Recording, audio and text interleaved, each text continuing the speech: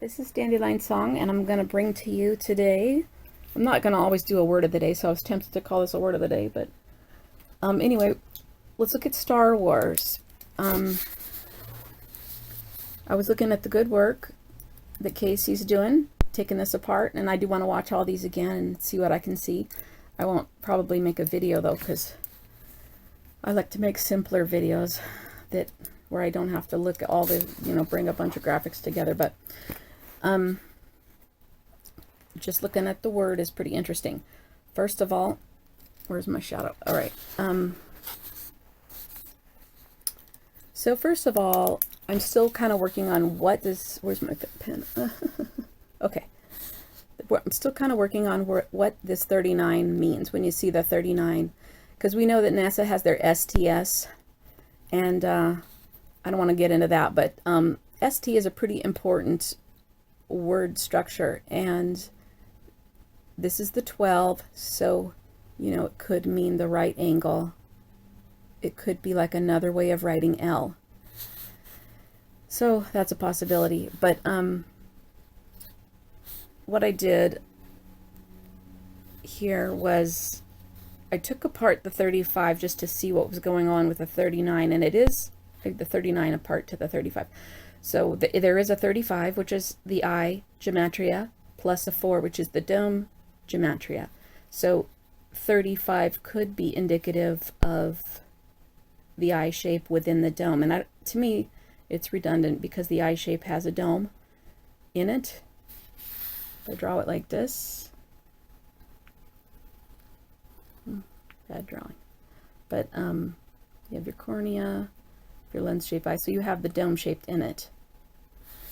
So I'm not sure if that's what I'm just trying to, figure that out. But so besides having the 39 in it, has Ra in it. So I drew what I think the hieroglyph of this would be based on the letter shapes. Here's your A, the one and the nothing. Not claiming to know everything about pyramids, but I believe that when the capstone is added, that is a new level of wisdom, and I believe that the pyramid is a symbol for human, what would you call this? Evolution. Not so much because, in the full picture of everything where there's no time, you are evolved, but it's more like your step through these processes. And when the capstone is on there, it's kind of like you completed that level of the thought expansion, or your mastery of that aspect of thought expansion. So I believe that's what the A is about. Well, here we have the cross. So you could almost kind of see these A's as also an eye symbolism, where they do lead back. Like this would be the lower half. This would be maybe another example. I'm just going to keep all this in the maybe box while I try to figure this out. This could be another way of writing the globus cruciger, just with an A on it, A on the bottom, because this is symbolic of the lower dome. And we know that from the chalice symbolism, it would look a little like this, which that would be an A. And this is symbolic of our pyramids here on Earth, the Orion constellation, and then the Trinity of suns. This not being our sun. This is the star of Ra. In fact, none of these are our sun, in my understanding, unless I'm wrong about that. These are the suns, that they're farther out in the galaxy. So here's how I drew this. Because we have an S, and that is Ra. We actually have two Ra's in here, which actually, according to my other discovery, kind of means maybe we should square this. This is what squaring is, where you go 19 times 19. So that equals 19 times 19. All right. This is a 361.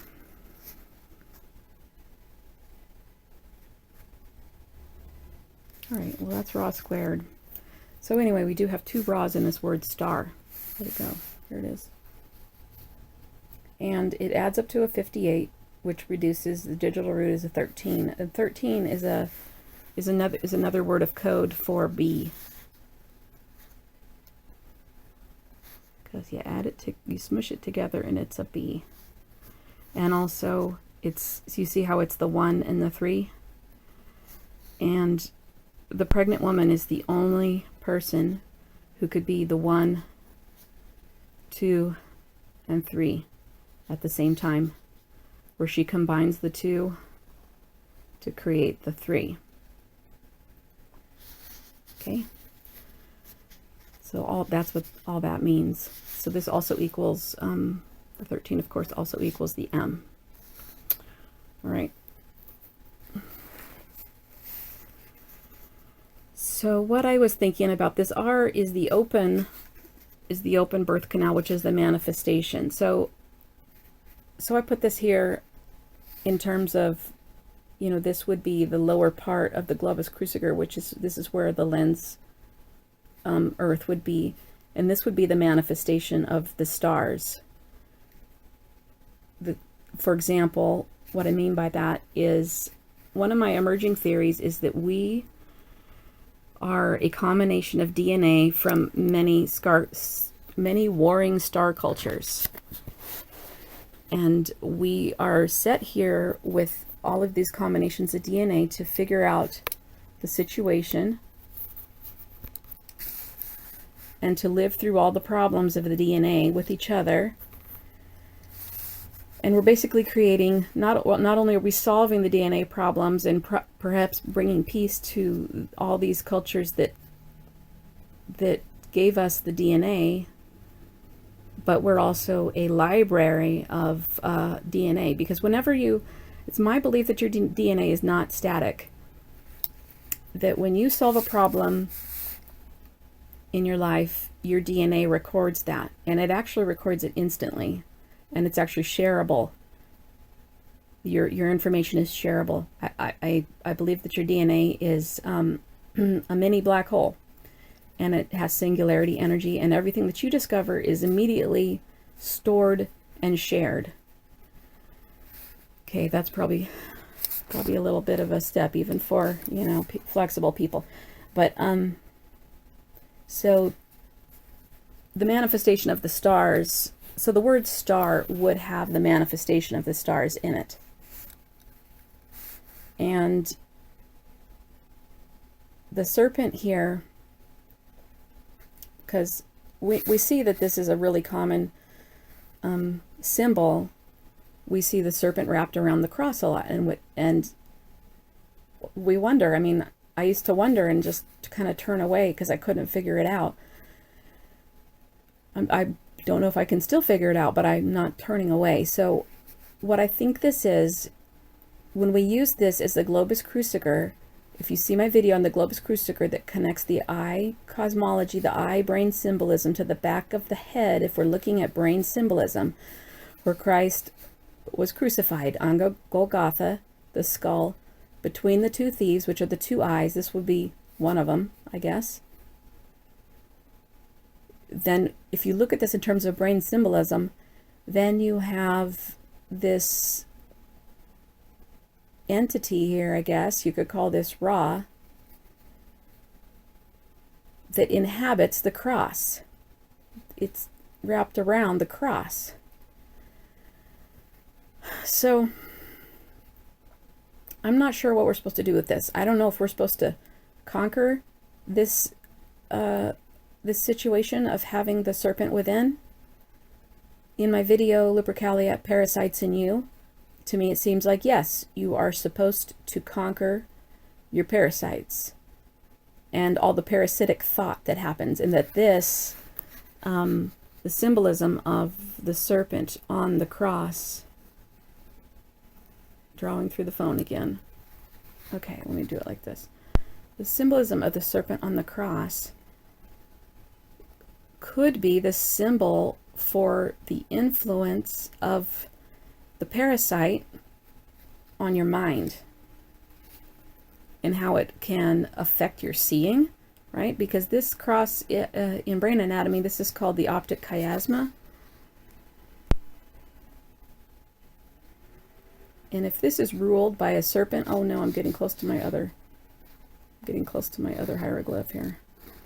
If this is ruled by a serpent, that's the optic chiasma. If this is ruled by a serpent that has the ability to affect your thought, it can affect how you see things, right? Because this didn't go back to your optic, you know, your cortex, your visual cortex in the back of your head yet. This is before that.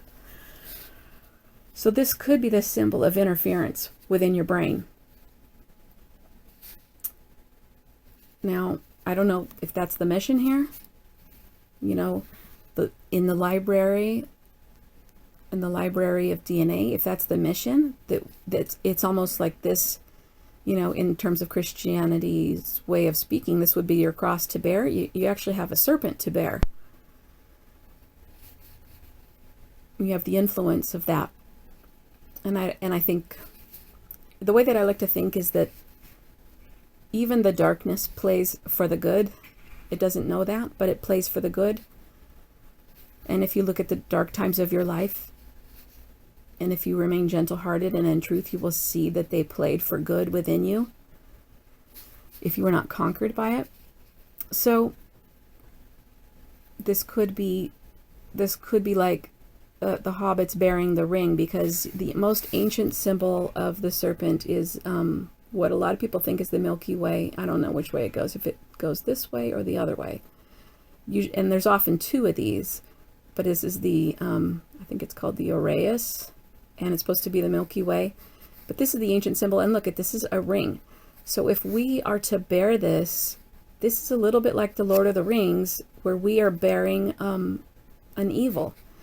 And if you watch my video, which is long, on Lupercalia, and I did remember, I watched that again last night myself, and I will try to get all the links in there, or else I'll do a follow-up that brings you to those pages. I'm going to try to do that. But if we are bearing this, as, you know, say the Hobbit analogy, and we're being watched over by the wizards, which would be the Watchers, or the fallen or the unfallen Pleiadians, and they want us to solve the problem, basically, of how to bear this. And maybe it's because this is a problem, you know, somewhere else in the universe, and we are here to solve this problem. We're here to bear this, figure this out.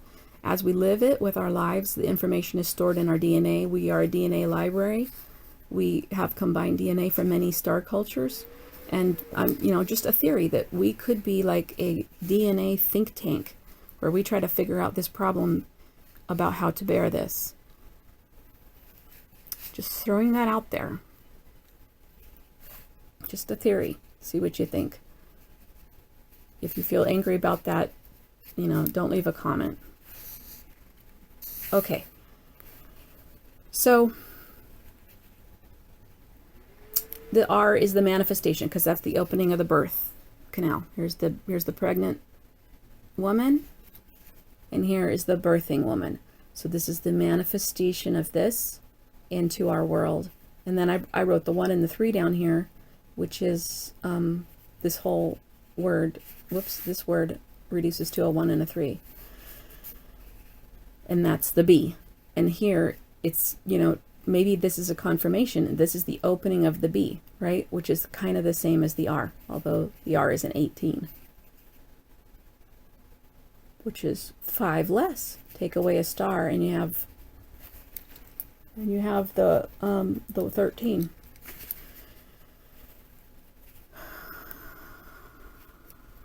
I just want to, this 361 of the raw squared, I just want to show you that raw, the digital root of 19 is 10, and the digital root of this is 10.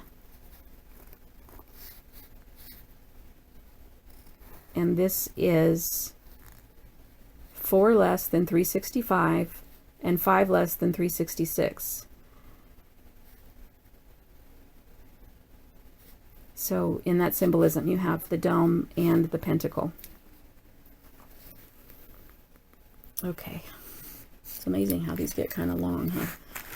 Well, the punchline of this is why I was like, well, if I find something interesting, I'll make a video. Here's the punchline, because I was watching Casey's thing, and I know he doesn't do gematria because Christians freak out if you do gematria because they think you're evil.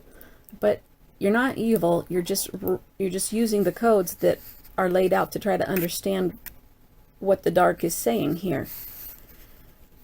Well, if you add 58 and 61, that is 9/11. So Star Wars, and he was showing, if you go and watch his series on Star Wars, he shows over and over again that there are 9/11 tie-ins in there. And his idea is that 9/11 was about mocking Christ, and he's done a lot of work on that. And Christ is symbolically in your brain, it's your pineal gland, crucified between the two thieves. Okay? These are my eyes. This is a pineal gland. So this is Christ. This is your inner knowing. If you have your inner knowing awakened, you don't need to go to church. You don't need to watch the news. You're not going to fall for any of the lies anymore, because your inner knowing is going to take over, and all of that will become irrelevant. You won't be a follower of anything, and you won't be able to be tricked. So this is why they put fluoride in the water, because it calcifies your pineal gland and makes it not work anymore. And this is why kids are, you know, really spiritual when they're little. They remember, they have a lot of truth within them, and they remember, you know, often they remember their past lives, and then they lose that. And I think that Wi-Fi also attacks the pineal gland. If you have Wi-Fi, I'm going to do a video on electrical pollution within your home. I'm sensitive to electrical pollution, so a lot of people aren't, and then the people who aren't sensitive think that the people who are sensitive are crazy or making it up. But I think that we do have information that will benefit you too, even though you may not be suffering yet from your electrical pollution, or you may not notice because you never had access to your pineal gland. You may not notice that your pineal gland is under attack from Wi-Fi and electrical pollution. All right, so anyway, gave you the punchline. But Wars ends up to be 61, which is a false religion, so that makes sense, right? And then here we have the 23, and we have Ra, and then we have Ra again. So we have a double square of Ra, because this is another 19. So I haven't raised that to the fourth power. Don't be intimidated by the math. So this is 19 squared, where you just raise it to the second power. This just means you multiply it by itself twice. So 19 raised to the fourth power would be multiplying this by itself 4 times. And I'm not going to try to do that by hand, because I failed to do it by hand the other time. So I'm going to get my handy dandy. Hold on, I'll do this. Be right back. Back again. So I just multiplied it 19 times 19 times 19 times 19 times 19. I know I have a key. Most of these have a key that you can just do this, and I think I recognize the second function on my calculator, but I couldn't make it work. So I don't, this is like this pink calculator is my daughter's. Maybe they changed the buttons since I went to college. So I didn't really find anything that I can say adds to the reason why there are 4 Ra's in this word. So that remains a mystery. But I did do the hieroglyph of wars. I'm not sure if I did it right. It could be that the W goes down here. But because wars is a violent word, I brought the serpent down into the manifestation of the dome. This is the lower part of the eye, if this is a globus cruciger.